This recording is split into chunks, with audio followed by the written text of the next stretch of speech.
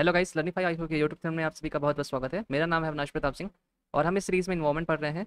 अभी तक हमने अपने चैप्टर 13 के 2 लेक्चर्स पढ़े थे। This is going to be the third lecture of chapter 13। तो चलिए शुरू करते हैं। तो अब हम देखने वाले हैं इफेक्ट क्या होता है एयर पॉल्यूशन का ऑन हेल्थ। तो यहाँ पे आप देख सकते हैं air pollution is fourth greatest killer world wide. तो यहाँ पे आप देख सकते हैं पहला बीपी है, सेकंड टोबैको है, डाइटरी रिस्क है और फिर फोर्थ इज एयर पॉल्यूशन, जिसके कारण कितनी डेथ्स हो रही हैं अक्रॉस द वर्ल्ड? 6.6 मिलियन, है ना। तो बहुत बड़ा फिगर है अपने आप में ये। तो 2019 की एक ही रिपोर्ट है, state of the global air 2020। इसको रिलीज किसने किया था? हेल्थ इफेक्ट्स इंस्टीट्यूट ने, है ना। तो इस रिपोर्ट में यही बताया गया था कि इंडिया में इनडोर और आउटडोर एयर पोल्यूशन की वजह से अराउंड 1.67 मिलियन एनुअल डेथ्स हुई थी। कब? 2019 में। तो ये अपने आप में इंडिया के केस में बहुत बड़ा फिगर है। इसके साथ साथ जो इंडिया में highest population weight annual average देखने को मिलता है किसका? हमको PM2.5 का।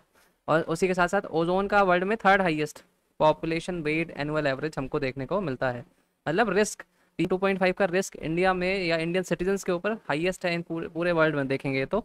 और सिमिलरली ओजोन का भी इसी तरीके से नंबर 3 पे है।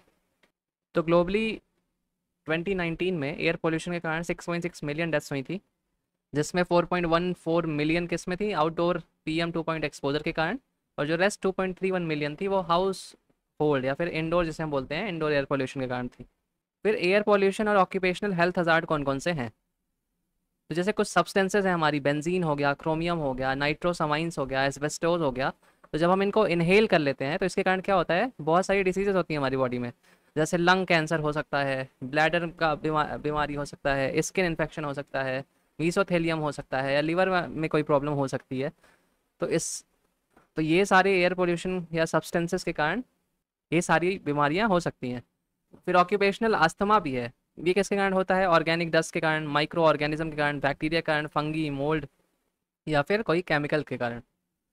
फिर सिलिकोसिस भी है। तो ये सबसे पहले इंडिया में कहाँ रिपोर्ट की गई थी? कोलर गोल्ड माइन के पास, है ना, 1947 में। तो ये कॉमन डिसीज है माइनर्स में और पॉटरी और सिरेमिक इंडस्ट्री के वर्कर्स में। फिर इसके बाद है न्यूमोकोनियोसिस और बिसिनोसिस, जो कि कहाँ हमको देखने को मिलता है? माइका और टेक्सटाइल इंडस्ट्री वर्कर्स में। तो कौन कौन सी इंडस्ट्री से कौन कौन से बीमारियां होती हैं, इनको मेजरली आपको याद रखना है। जैसे यहाँ पे एस्बेस्टोस का एग्जांपल है। तो ये एस्बेस्टोस कई बार प्रीलिम्स में पूछा जा चुका है। इसके बाद है हमारी ब्लैक लंग डिसीज। तो black lung disease common name किसका है? न्यूमोकोनियोसिस का या फिर अंथ्राकोसिस का। तो ब्लैक लंग डिसीज जैसे नाम से पता चल रहा है, इसमें बेसिकली होता क्या है? जो माइनर्स हैं हमारे, जैसे कोल माइंस में जो काम करते हैं, उनके लंग्स का ब्लैक कलर का हो जाना। और ये ब्लैक कलर से क्यों हो जाते हैं? क्योंकि वो ऐसे सालों सालों तक कोल डस्ट इनहेल करते रहते हैं, राइट, काम की वजह से अपने। तो इसीलिए उनको ब्लैक लंग डिसीज उनमें देखने को मिलती है। तो पहले देख लेते हैं कि जो इंडस्ट्रियल पोल्यूशन निकलता है उसको हम कैसे कंट्रोल करते हैं, किस तरीके से कंट्रोल कर सकते हैं। तो जो इंडस्ट्रियल पोल्यूशन होता है हमारा, उसको हम सिग्निफिकेंटली रिड्यूस कर सकते हैं लिक्विफाइड नेचुरल गैस यूज़ करके। तो बहुत जगह आपको पता होगा कोल यूज़ होता है एज अ पावर सोर्स, छोटे छोटे कामों में भी, बड़े बड़े कामों में भी। तो बहुत सारी इंडस्ट्रीज़ में हम इनको कोल को सब्सटीट्यूट किससे कर सकते हैं? LNG से। इसके साथ साथ कई डिवाइसेज आती हैं, जैसे फिल्टर्स हो गए, इलेक्ट्रोस्टैटिक प्रेसिपिटेटर्स हो गए, इनर्शियल कलेक्टर्स हो गए, स्क्रबर्स हो गए, ग्रेवल बेड फिल्टर्स हो गए या ड्राई स्क्रबर्स हो गए। तो ये सारी आइटम्स को लगा के हम इंडस्ट्रियल पॉल्यूशन कम कर सकते हैं। तो इनको एक एक करके देख लेते हैं, इनका काम कैसे होता है, ये काम कैसे करते हैं, ये थोड़ी थोड़ी इनके बारे में पढ़ लेते हैं। तो पहला है फिल्टर। फिल्टर लगा देना किसी भी टाइप का एग्जॉस्ट के ऊपर, जो इंडस्ट्रीज से धुआं निकलता है उसमें फिल्टर्स का यूज़ करना टू कैप्चर पर्टिकुलेट मैटर। जैसे मोस्ट कॉमन फिल्ट्रेशन सिस्टम क्या है हमारे यहाँ? Bag house. ये किस चीज़ का बनता है? कॉटन या सिंथेटिक फाइबर्स का। और जब हाई टेम्परेचर्स में इनको यूज़ करना होता है तो ग्लास, क्लॉथ, फाइबर का। तो बेसिकली होता क्या है कि जो बहुत माइक्रो पार्टिकल्स होते हैं, जिसे हम पर्टिकुलेट मैटर्स बोलते हैं, वो इसमें डिपॉजिट होता रहता है। बाकी जो गैस है वो आराम से निकलती रहेगी, राइट। तो इस तरीके से इन्वायरमेंट में जाने से रोक देता है। फिर इसके बाद होते हैं हमारे इलेक्ट्रोस्टैटिक प्रेसिपिटेटर्स। तो जो हमारे इलेक्ट्रोस्टैटिक प्रेसिपिटेटर्स हैं, ये लगभग 99% पर्टिकुलेट मैटर्स को एग्जॉस्ट से रिमूव कर सकते हैं। इसको कहाँ कहाँ यूज़ किया जाता है? बॉयलर्स में, फर्नेस में, थर्मल पावर प्लांट्स में, सीमेंट इंडस्ट्रीज़ में और स्टील प्लांट्स में।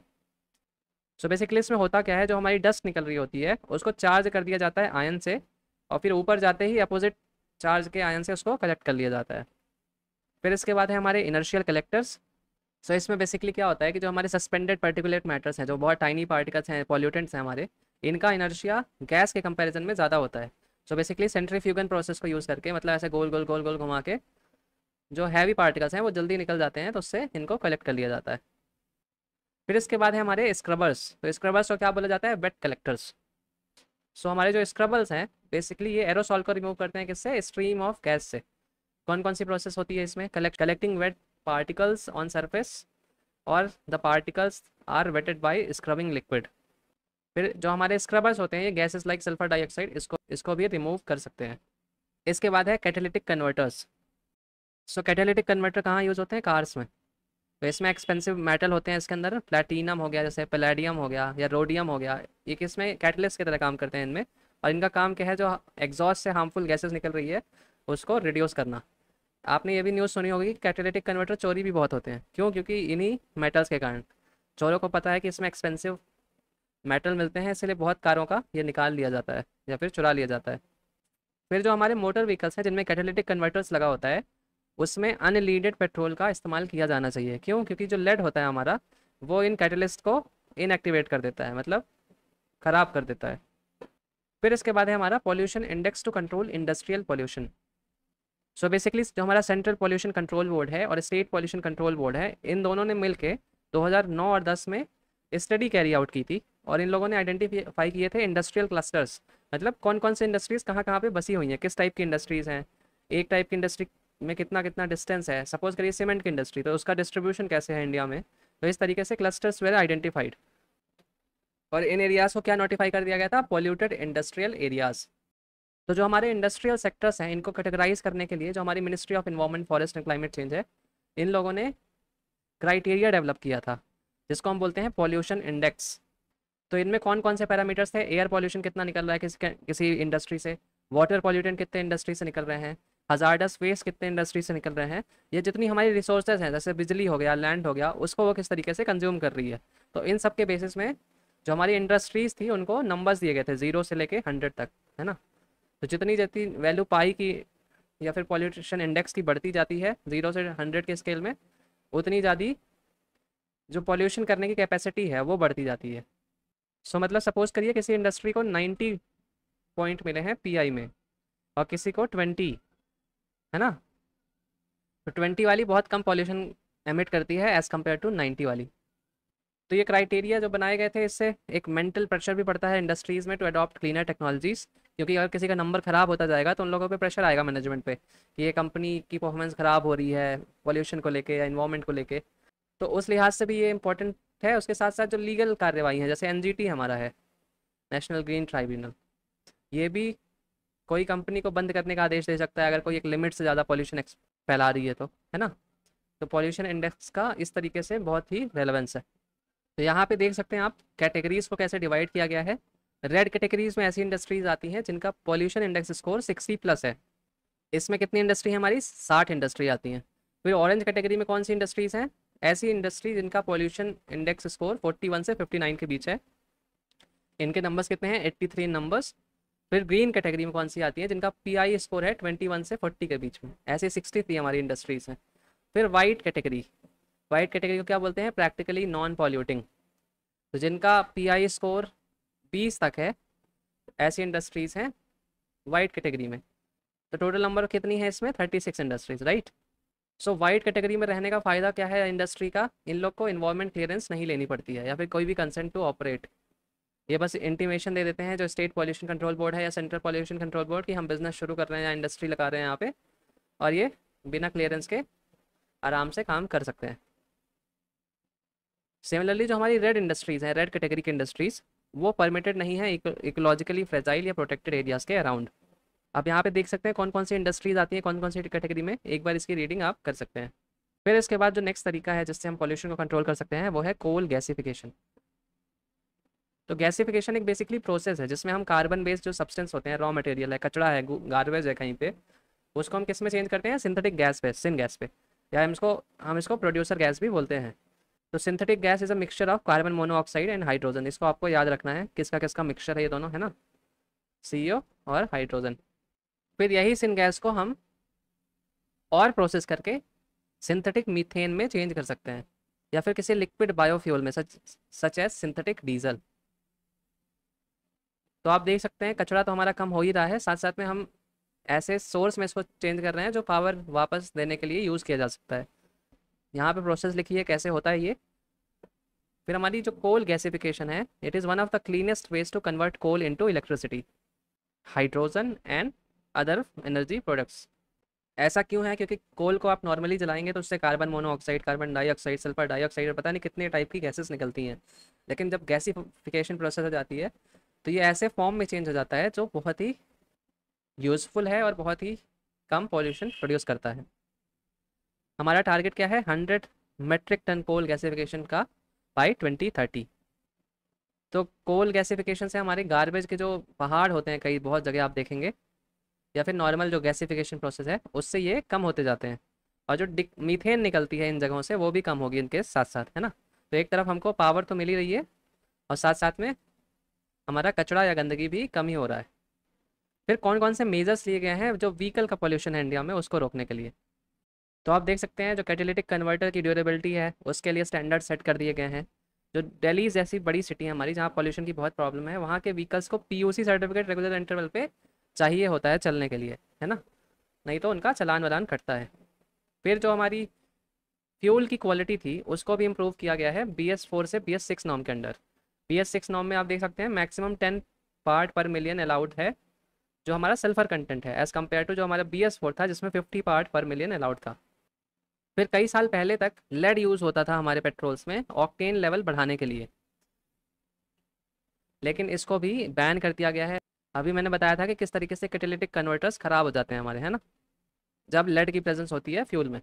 फिर पब्लिक ट्रांसपोर्ट में CNG को मैंडेटरी कर दिया गया है जो सिटीज़ है हमारी दिल्ली जैसी जहाँ पॉल्यूशन बहुत ज़्यादा है, ताकि एयर पॉल्यूशन कंट्रोल किया जा सके। तो जो हमारे CNG बेस्ड गाड़ियाँ हैं मोस्ट एफिशिएंट होती हैं, बहुत ही कम पॉल्यूशन प्रोड्यूस करती हैं एज़ कम्पेयर टू हमारी जो पेट्रोल या डीजल की गाड़ियाँ हैं। लेकिन CNG इंफ्रास्ट्रक्चर में दिक्कत यही है कि बड़ी सिटीज़ में तो चल जाता है, दिल्ली जैसी जहाँ पे पाइपलाइन गैस की बिछी हुई है। अब ये CNG गाड़ी आप लेके बाहर नहीं जा सकते हाईवेज़ में, है, क्योंकि आपको CNG पेट्रोल पंप मिलेगा नहीं वेरी ऑफन, है ना। ये एक इंफ्रास्ट्रक्चर की प्रॉब्लम अभी बड़ी है।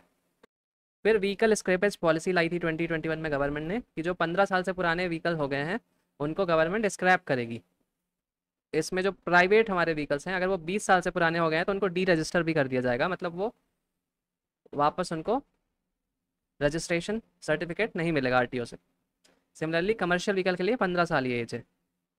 फिर BS नॉर्म्स हैं जो BS6 BS4 हम अभी देख रहे थे उसे भारत स्टेज नॉर्म्स बोलते हैं हम। ये 2000 में इंट्रोड्यूस किया था गवर्नमेंट ने।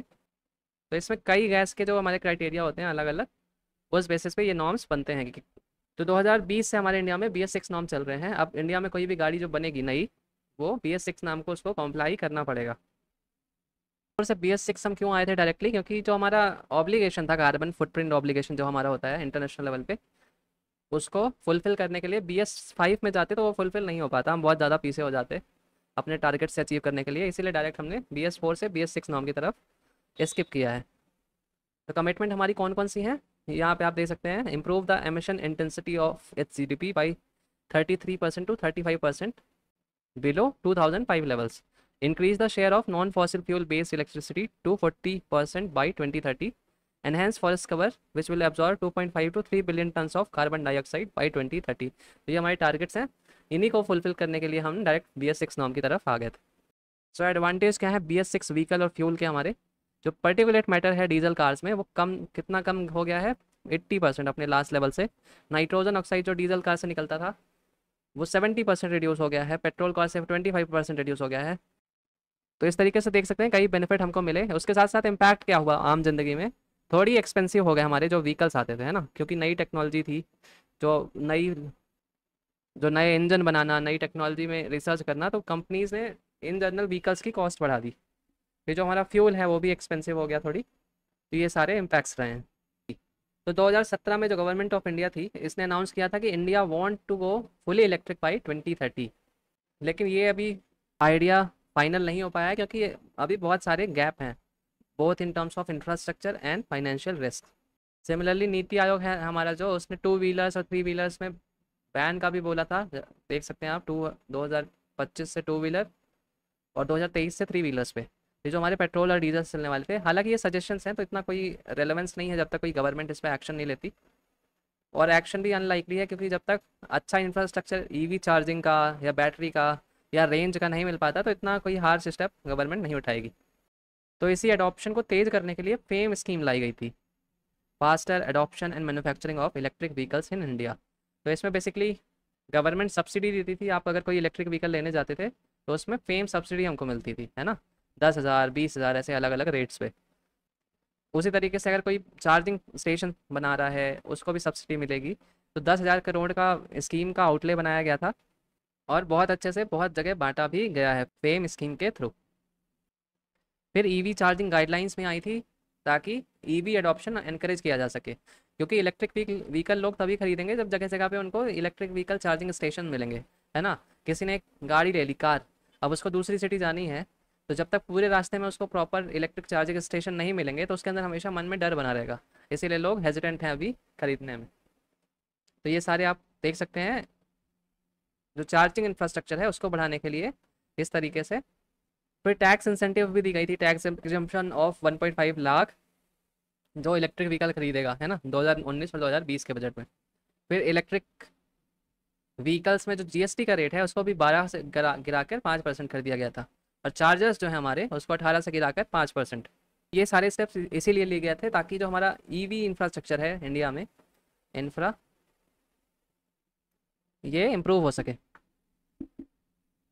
फिर स्केप्टिसिज्म क्या है, वही सारे हैं कि लॉन्ग टर्म में कितने बेनिफिट होगा ईवी के कारण, हमको वो नहीं मालूम अभी, है ना। फिर इंडिया का जो ऑटोमोबाइल मार्केट है 4th लार्जेस्ट है वर्ल्ड में, तो इतने बड़े मार्केट के लिए इतने जल्दी चेंज लाना भी बड़ा हार्ड है।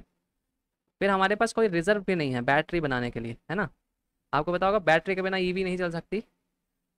तो जो लिथियम और कोबाल्ट की बैटरी हमारे यहाँ है, यूज़ होती हैं अभी मेनली, इनके जो हमारे खदाने हैं या फिर जो हम रिसोर्सेज हैं वो दूसरी कंट्रीज़ में है, इंडिया में नहीं है। तो ये सारे स्केप्टिसिज्म भी हैं। फिर चैलेंजेस ऑटोमोबाइल इंडस्ट्रीज़ के लिए क्या है, कि जो राइजिंग कॉस्ट है, हमारे हर चीज़ में पैसा बढ़ रहा है, इंश्योरेंस का कॉस्ट हो गया, हाई टैक्सेस हो गया गवर्नमेंट के, या जो रॉ मटेरियल के कॉस्ट हैं वो बढ़ते जा रहे हैं, तो इनका जो प्रॉफिट मार्जिन है वो डिक्रीज़ होता है।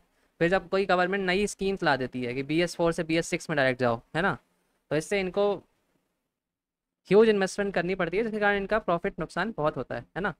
तो अगर कंपनी हेल्दी नहीं है फाइनेंशियली तो उस केस में बंद भी हो सकती है। फिर एक क्वेश्चन आता है कि इलेक्ट्रिक व्हीकल से कार्बन एमिशन रिड्यूस होंगे कि नहीं। तो अभी इंडिया के केस में जैसे हम देखते हैं, जो हमारा इलेक्ट्रिसिटी जनरेशन है 55% वो किससे होता है, प्राइमरी यूजिंग कोल। तो भले आप ईवी मार्केट में बढ़ा दें, लेकिन ईवी को चार्ज करने के लिए इलेक्ट्रिसिटी तो कोल बर्न करके ही आ रही है ना। तो अल्टीमेटली तो कोई लॉस उतना, बेनिफिट उतना दिख नहीं रहा है। हालांकि एक डिफरेंस होगा कि जो पोल्यूशन है सिटीज़ में वो रिड्यूस हो जाएगा। और मान लीजिए स्विच करते हैं हम भविष्य में रीन्यूएबल एनर्जीज की तरफ, जैसे सोलर हो गया या वैसे, तो उस केस में अगर ऑब्जेक्टिव्स तब पहुंच पाएंगे तो उन्हीं केसेस में तब ये ईवी वाला पूरा ट्रांजिशन प्रॉपरली सक्सेसफुल होगा, या फिर जो कार्बन एमिशन है उसको रिड्यूस करने में हेल्प कर पाएगा। हालांकि अभी करेंगे तो शॉर्ट टर्म में कोई गेन इसका नहीं है। फिर green tax on old vehicle, तो जो हमारे ओल्ड व्हीकल हो गए हैं या डीजल व्हीकल्स हैं उनके ऊपर गवर्नमेंट ने ग्रीन टैक्स का कॉन्सेप्ट लाया है। इस ये कॉन्सेप्ट किस प्रिंसिपल से आता है, पॉल्यूटर्स मस्ट पे। तो जो ज़्यादा गंदगी कर रहा है वो ज़्यादा पे करे, है ना। तो ये लिया कैसे जाएगा, जब आप रिन्यूएबल कराने जाएंगे रजिस्ट्रेशन का अपनी गाड़ी का जो पुरानी हो चुकी है, या कोई फिटनेस सर्टिफिकेट बनवाने जाएगा गाड़ी का जैसे कमर्शियल व्हीकल का, तो उस केस में इस रजिस्ट्रेशन के टाइम ही आपसे ये ग्रीन टैक्स लिया जाएगा। फिर रोड टैक्स के फॉर्म में भी लिया जाता है, तो कई स्टेट गवर्नमेंट उस फॉर्म में भी लेती हैं। फिर जो पैसा इकट्ठा हो रहा है ग्रीन टैक्स से, वो उसको सेपरेट अकाउंट में रखेंगे और उसको यूज़ किस में करेंगे, पॉल्यूशन को टैकल करने में। तो यहाँ पे आप टैक्स स्ट्रक्चर्स देख सकते हैं अलग अलग, इतना कोई रेलेवेंट नहीं है, एक बार आप पढ़ लीजिए। तो पॉल्यूटर प्रिंसिपल के बारे में भी यहाँ बताया गया है, ये प्रैक्टिस है, those who produce pollution should bear the cost. ये इस तरीके के कॉन्सेप्ट निकले कैसे थे, क्योंकि जो वेस्टर्न वर्ल्ड था हमारा, जो डेवलप्ड हो चुका है जैसे USA, यूरोपियन यूनियन, तो ये लोग ज़्यादा पॉल्यूशन करते थे, लेकिन जब ऐसी कोई कॉन्फ्रेंस होती थी तो वहाँ आके सब बोलते थे कि हम सब मिल के पॉल्यूशन लेवल घटाएंगे, है ना। तो इसका कोई लॉजिक नहीं बनता, क्योंकि बाकी सारी कंट्रीज तो मिल के ही बहुत कम अपना पॉल्यूशन कर रही हैं ऑलरेडी। उनसे ऐसा एक्सपेक्टेशन करना कि अपनी ग्रोथ वो रोक के पॉल्यूशन पे ध्यान देने लगे, तो वो तो नाइंसाफ़ी होगी। इसीलिए बहुत सारी कंट्रीज़ ने ऐसे डिमांड उठाई थी कि जो यूएसए है, जो ईयू है, जो डेवलप्ड हो चुके हैं ऑलरेडी, उनको अपनी कंजप्शन रिड्यूस करनी चाहिए, उनको ज़्यादा रिस्पॉन्सिबिलिटी लेनी चाहिए इन टर्म्स ऑफ जो मनी देते हैं वो, या फिर जो लॉज लाते हैं वो। तो ये देख सकते हैं आप, 1992 रियो डिक्लेरेशन का पार्ट था ये। फिर सस्टेनेबल एविएशन फ्यूल है। सस्टेनेबल एविएशन फ्यूल होता क्या है? तो जो हमारा नॉर्मल जेट फ्यूल होता है उसमें 1% ब्लेंडिंग किसकी कर देंगे? सस्टेनेबल एविएशन फ्यूल की। तो ये बनता कहाँ से है sustainable aviation fuel? Agriculture waste हो गया, म्यूनिसिपल सॉलिड वेस्ट हो गया, एग्रो फॉरेस्ट्री इंडस्ट्रीज होगी, तो इन सब से इसको बनाया जाता है। तो जब इन दोनों को मिला दिया जाएगा, जो सस्टेनेबल एविएशन फ्यूल है और नॉर्मल फ्यूल है, तो इसको हम क्या बोलेंगे? बायोजेट फ्यूल, है ना। तो इसका भी टारगेट 2027 तक गवर्नमेंट ऑफ इंडिया ने रखा है, 1% ब्लेंडिंग का। तो यहाँ पे आप टारगेट्स देख सकते हैं, ये बदलते भी रहते हैं, तो इतना कोई स्ट्रेस ओवर करने की ज़रूरत नहीं है। हालांकि एक आइडिया रखिए कि कितना इन जनरल टारगेट है। तो इस ब्लेंडिंग से कार्बन एमिशन कितने रिड्यूस हो सकते हैं? 80%। 80% किस इंडस्ट्री के? एयर इंडस्ट्री के। जो हमारी एयरक्राफ्ट की इंडस्ट्री है या फ्लाइट वाला कार्बन एमिशन है, उसका 80% रिडक्शन देखने को मिल सकता है। नीति आयोग ने कितना सजेस्ट किया है? 5%। फिर इसके बाद जो हमारी नेक्स्ट स्कीम है वो है national clean air programme, NCAP हम इसको बोलते हैं, एनसीएपी, है ना। तो इसको लॉन्च कब किया था गवर्नमेंट ऑफ इंडिया ने? 2019 में। किस लिए लॉन्च किया गया था? जो हमारे PM 2.5 और PM 10 के लेवल्स हैं, पॉल्यूशन लेवल्स, इसको हम रिड्यूस कर सके बाई 40% 2024 तक, है ना। और बेस ईयर इसका क्या है? 2017। तो मतलब 2017 के कंपैरिजन में 2024 तक हम 40% एमिशन को रिड्यूस कर सके, है ना, कुछ ऐसा कॉन्सेप्ट। फिर गवर्नमेंट ऑफ इंडिया ने इसको बढ़ा के 40% बाई 2026 कर दिया था। सो बेसिकली जो हमारी एनसीएपी है, it is first national level strategy to tackle air pollution problem, जो कि एक टाइम बाउंड तरीके से आती है ना। तो इसमें mid term 5 year action plan है और 2019 इसका फर्स्ट ईयर है। इसकी इंस्पिरेशन हमने कहाँ से ली थी? चाइना का बीजिंग शहर है, उन लोगों ने रिड्यूस कर लिया है अपने शहर में PM 2.5 को 33% तक। तो उसी से इंस्पायर होकर हमने भी हमारी जो बड़ी सिटीज़ हैं या फिर अक्रॉस इंडिया है, वहाँ पे ये टारगेट रिड्यूस करने का इंस्पिरेशन लिया। फिर जो हमारा एनसीएपी है वो किस किस चीज़ों में वर्क करता है? It is working on expanding the national air quality monitoring network, it is building capacity for air pollution management and strengthening public awareness about dangers of air pollution, है ना। तो इसमें 132 नॉन अटेनमेंट सिटीज़ हैं। तो non attainment cities कौन सी होती हैं? तो हमारी national ambient air quality standard है हमारे इंडिया में। इसमें क्या बताते हैं बेसिकली कि कितना लेवल होना चाहिए। जैसे PM 2.5 है ना, इसका कितना शहरों में लेवल होना चाहिए, PM 10 का कितना होना चाहिए। तो ऐसे कई पॉल्यूटेंट का ये लेवल बताता है national ambient air quality standard. तो ऐसी सारी सिटी जो पिछले 5 सालों में इन स्टैंडर्ड्स को नहीं पूरा कर पाई है, उनको हम बोलते हैं नॉन अटेनमेंट सिटीज़। तो हमारा जो एनसीएपी है ये 132 नॉन अटेनमेंट सिटीज़ को कवर करता है। इनको आइडेंटिफाई किसने किया था? सेंट्रल पॉल्यूशन कंट्रोल बोर्ड ने। फिर प्राना करके इन लोगों ने पोर्टल भी लॉन्च किया था, regulation of air pollution in non attainment cities. तो यहाँ पे आप देख सकते हैं जो हमारा एनजीटी है उसने एनसीएपी के प्लान को क्रिटिसाइज़ भी किया था। तो ये एक न्यूज़ टाइप इन्फॉर्मेशन है, नॉट सो इम्पोर्टेंट, एक बार रीडिंग करके इसको छोड़ सकते हैं। फिर क्रिटिसिज्म जो इम्पोर्टेंट है एनसीएपी के वो देख सकते हैं आप। तो जो हमारा पहला इंपॉर्टेंट क्रिटिसिज्म है वो है कि जो हमारी एनसीएपी है वो एक कोऑपरेटिव और पार्टिसिपेटरी इनिशिएटिव है ना। मतलब ये खुद कुछ एनफोर्स नहीं कर सकती। एनफोर्स या एग्जीक्यूट करने की रिस्पॉन्सिबिलिटी किस में आती है? सेंट्रल पॉल्यूशन कंट्रोल बोर्ड पे, क्योंकि इसको पावर कहाँ से मिलती है? Air prevention control of pollution act 1986। तो जब खुद एनसीएपी के पास कोई पावर नहीं है, तो कितनी अच्छी तरीके से वो काम करेगी या नहीं करेगी, ये एक डाउट बन जाता है।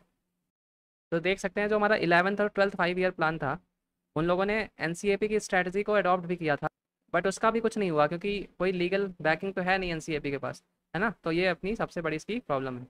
तो यूपीएससी 2020 का क्वेश्चन देख सकते हैं आप, what are the key features of NCAP initiated by government of India. तो ये करंट अफेयर का क्वेश्चन था, उस टाइम ये न्यूज़ में था इसलिए आया था, है ना। आपके केस में नॉट सो इम्पोर्टेंट। तो इस वीडियो में यही रखता। Thank you for watching the video. Like और सब्सक्राइब कर लीजिए ताकि जब नेक्स्ट वीडियो आए उसके नोटिफिकेशन आपको ईजिली मिल जाए। Thank you.